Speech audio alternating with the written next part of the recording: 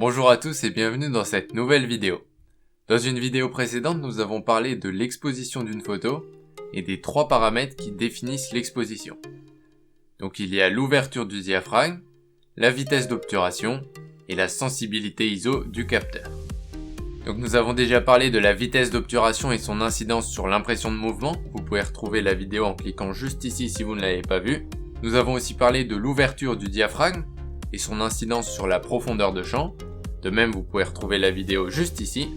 Donc aujourd'hui, nous allons parler de la sensibilité ISO du capteur. Donc comme je l'ai dit dans la vidéo sur l'exposition, la sensibilité ISO correspond à la sensibilité du capteur à la lumière. Donc quand on augmente la sensibilité du capteur, eh bien en fait on amplifie le signal qu'il reçoit. Donc concrètement, le jour par exemple, comme il y a beaucoup de lumière, eh bien on peut baisser la sensibilité du capteur.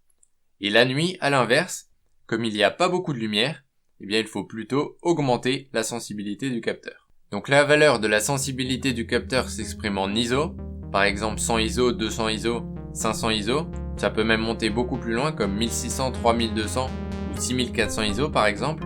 Donc pour la sensibilité, plus la valeur est faible et moins le capteur est sensible. Par exemple à 100 ISO il sera moins sensible qu'à 1000 ISO.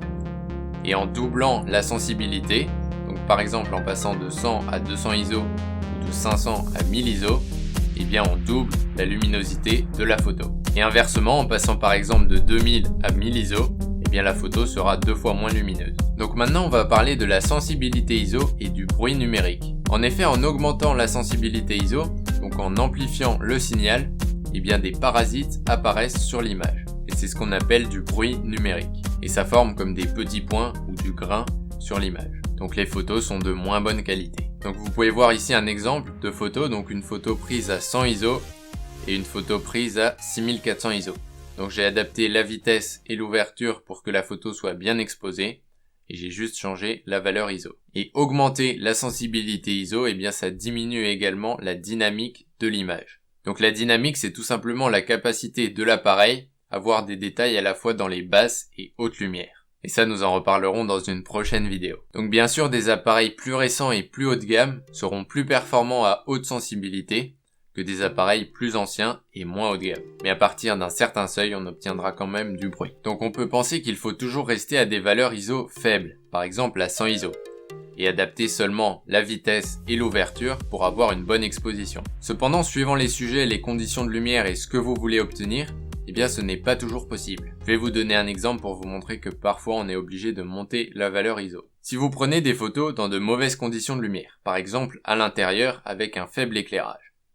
Si vous souhaitez avoir une grande profondeur de champ, vous serez obligé de fermer votre diaphragme. Il y aura donc une moins grande quantité de lumière qui rentrera sur le capteur. Si vous photographiez à main levée, ou que votre sujet est en mouvement, eh bien vous serez obligé d'utiliser une vitesse assez importante pour éviter le flou de bouger et le flou de mouvement, donc pour éviter que votre photo soit floue. Et donc en augmentant votre vitesse, eh bien vous allez encore diminuer la quantité de lumière qui arrive sur le capteur. Donc comme vous n'aviez pas beaucoup de lumière au départ, vous avez fermé votre diaphragme pour avoir une plus grande profondeur de champ, et vous utilisez une vitesse rapide, soit parce que votre sujet est en mouvement, soit parce que vous ne voulez pas avoir de flou de bouger, eh bien il va pas rester beaucoup de lumière. Et dans ces conditions, une seule possibilité, vous devez augmenter votre sensibilité ISO pour avoir une photo bien exposée. Ce que vous pouvez aussi essayer de voir, c'est la sensibilité maximale de votre appareil photo pour laquelle vous considérez que votre photo est toujours de bonne qualité. Donc pour cela, c'est très simple, vous prenez différentes photos en faisant varier la sensibilité ISO et vous regardez pour quelle sensibilité vous considérez que votre photo n'est plus d'assez bonne qualité. Et ensuite, quand vous prendrez des photos, essayez de ne pas dépasser ce seuil que vous avez fixé.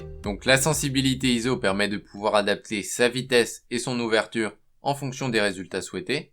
Donc par exemple, si vous voulez figer un sujet ou avoir une grande profondeur de champ, et ce, même dans des conditions de faible luminosité. La contrepartie de cela est qu'en augmentant votre sensibilité, eh bien vous obtenez une image plus bruitée, et vous diminuez sa plage dynamique. Il faut donc dans la mesure du possible essayer de rester à des valeurs ISO assez faibles. Et bien voilà, cette vidéo est déjà terminée, j'espère qu'elle vous a plu et qu'elle vous a aidé.